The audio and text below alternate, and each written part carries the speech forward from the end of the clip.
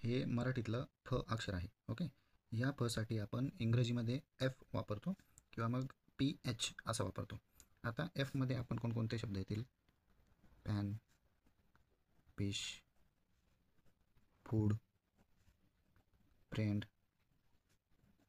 Okay, आणि PH याच्यामध्ये phone, photo, physics, pharmacy. Okay, तर मग हा जो फरक येतो तो फरक कशामुळे येतो ते आपण बघणार आहोत. आता जे एफने सुरू होतात किंवा मग ज्या ज्या ठिकाणी एफ येतो तर हे इंग्लिश ओरिजिनचे असतात किंवा मग इंग्रजी ओरिजिनचे असतात. आणि PH जेव्हा येतो हे जे असतात हे ग्रीक ओरिजिनचे असतात.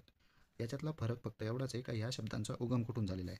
हा जो एफ आहे हा इंग्लिश ओरिजिनचा आहे आणि हा PH जो आहे तो ग्रीक ओरिजिनचा आहे. ठीक आहे, या प्रकारे आपण डिफरन्स असे समजू शकतो.